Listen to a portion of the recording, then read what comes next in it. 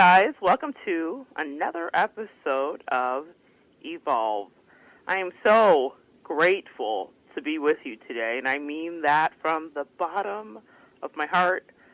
If you were in Florida and affected by the hurricanes, I pray that you are powered back on and recovered and getting your life back together.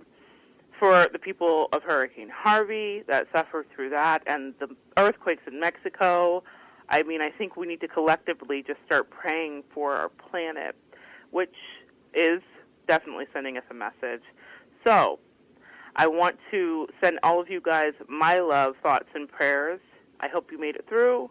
I'm so happy to be joining you today. I made it through.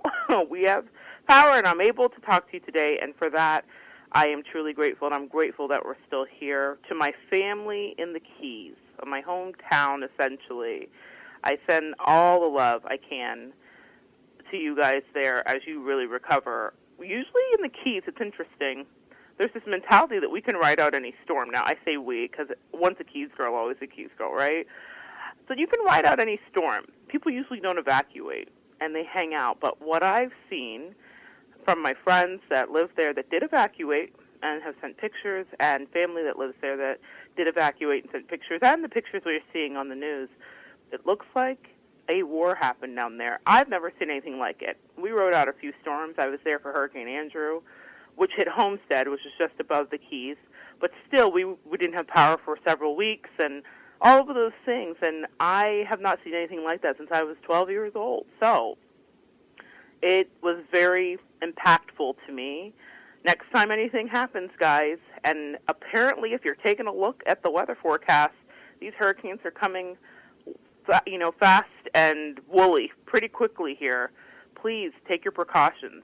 If you live in the South, if you live on the East Coast, anywhere, it doesn't seem like anybody's exempt nowadays, and it seems like these are super hurricanes, so please be careful. So that's my public service announcement about hurricanes, but I want to get into the show today. I'm going to start the show in a different way than I normally do. A scripture is how I'm going to start the show today. It's 1 Thessalonians chapter 2, verse 4. But just as we have been approved by God to be entrusted with the gospel, so we speak, not as pleasing men, but God, who examines our hearts. Meaning we are not to be pleasing men or even following men, but God, the universal source, the truth, the place where all energy and power emanates and comes from. This week on Evolve, I want us to really talk about what's in our hearts, what we really believe, and how we can be influenced by amazing teachers and others that may lead us astray. I want to neutralize the idea that people who shift our paths are good or bad, but maybe we can say they're just human instead. So today we're going to talk about the feeling of betrayal and hope and adoration and how it can all be rolled up into one confusing ball. This week we're going to get into gurus. So when we're talking about gurus, let's talk about the definition. You know I love my definitions, folks. So it is derived from Buddhism or Hinduism, and it essentially means a spiritual teacher, especially one who imparts initiation. It means teacher, it means tutor, it means sage or mentor or spiritual leader or master. I think that's interesting, the last part that I read that says one who imparts initiation. When we are evolving, there are spiritual initiations that happen. For some of us, it's angel numbers and feathers. For some of us, it's traveling to an ashram in India or an ashram in La Jolla, California, and getting our mind together. For some of us, it involves yoga practice, meditation out by waterfalls and quiet spaces. But there are initiations that happen where we start to quiet our minds and get focused on a spiritual truth, and we start to elevate. Usually someone teaches us or leads us or catches our interest, and sometimes we think it's coincidental. Oh, I just happened to have this book fall on me at the bookshelf at Barnes & Noble's, or I just happened to stumble across a social media post that really uplifted me and spoke to me. That's how we're always being communicated with. You know that's the drum that I beat. but we do have teachers along the way. And in my lifetime, I have had some great teachers. And in my lifetime, I have had some great teachers. Now, what I wanted to say was some bad ones, but the truth that even just came to me now has nothing to do with what I had planned, is that all teachers are great teachers, meaning there are lessons to be derived, and they do initiate you to the next level of your life. So even in the moment when you may say, this was bad or this was good, and you deem it as unhealthy, as I've shared some of my experiences with you, I learned incredible lessons, even in those toxic and unhealthy places. So I want us to talk about gurus. And I want to talk about the trend of the guru. Now, that's been around forever. There's always gurus. There are always people that are seeking to follow someone. The biggest essential guru that we can think about, I think, is Jesus, really.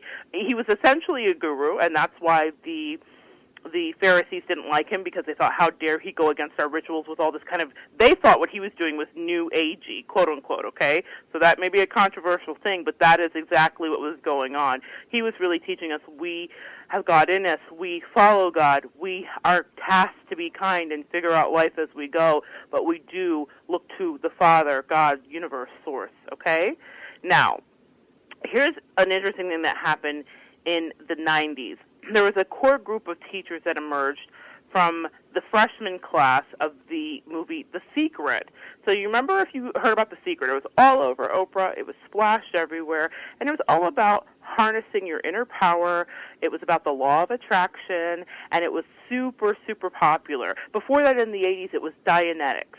Okay, so Ron L. Hubbard, I believe, Dianetics, and it was about harnessing the power of your mind. Now, that grew into a whole different thing, so we will talk about that's another show. But when it got into the 90s, we're talking about The Secret. And one of the gurus that emerged from The Secret was a man named James Arthur Ray. And I recall watching him on Oprah for many years, because she had him on back-to-back shows. And I remember getting a feeling about this guy. Something didn't sit right with me. We're always being communicated with. And so upon researching him, I realized that he hails from a telemarketer's background. In the 80s, that's what he did. He kind of got very good at it.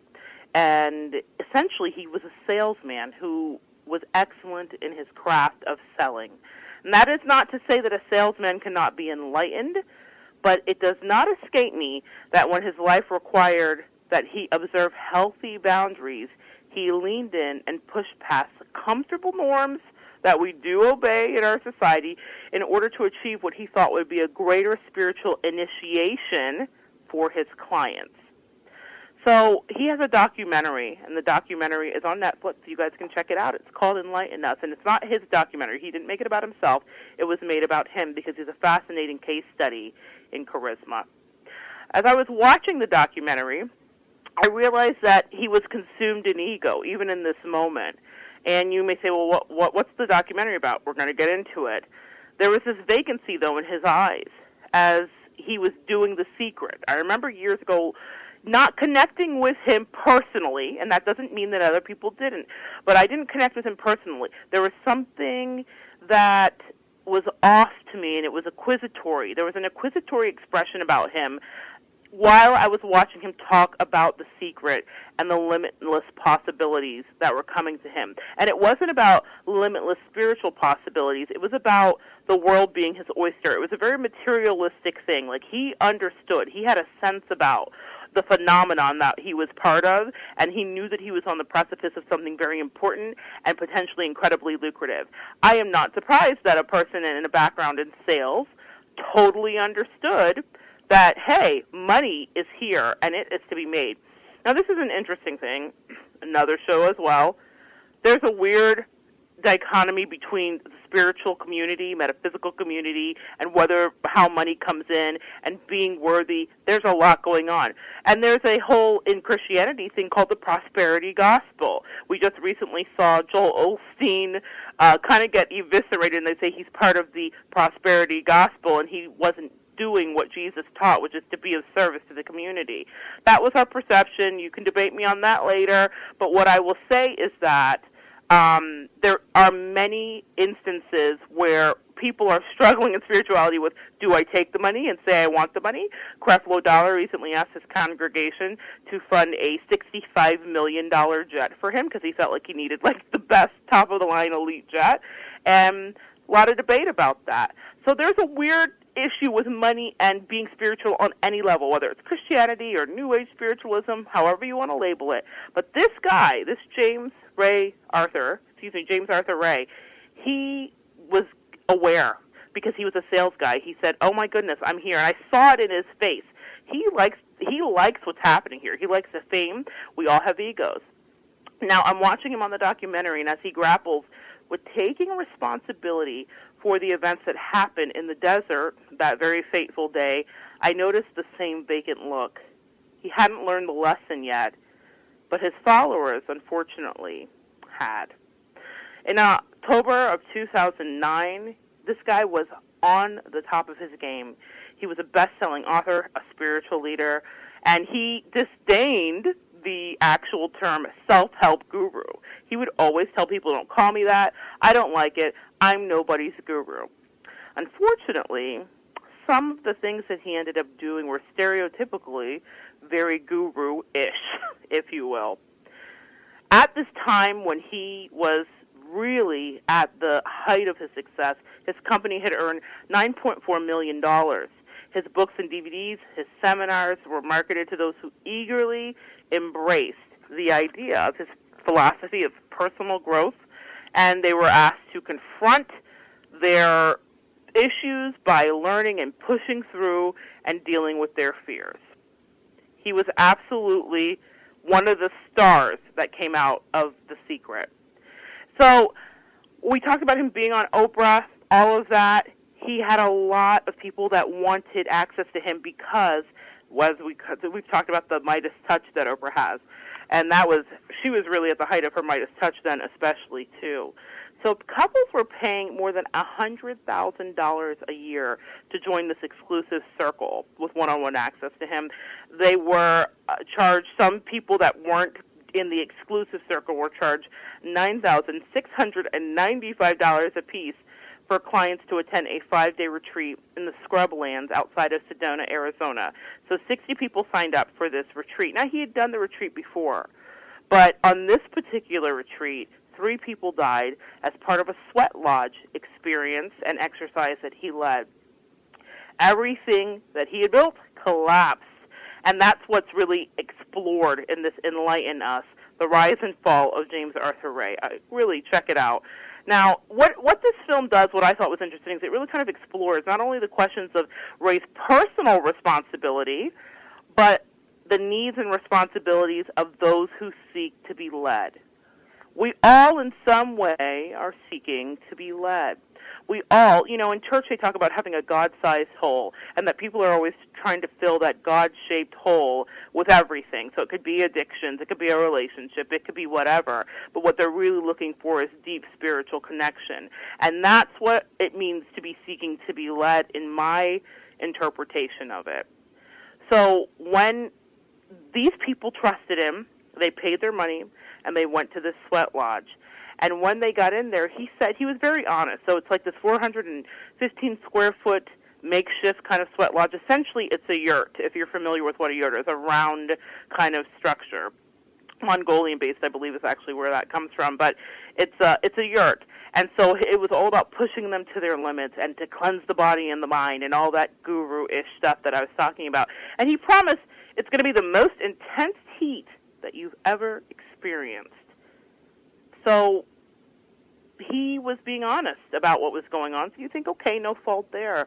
But as wave after a wave of hot rocks were brought inside and steam and water was created, people were overcome. And some of them died at the scene, 2 of them. 19 were hospitalized, and a 3rd person later died. So that made the 3 that perished in this very unfortunate situation.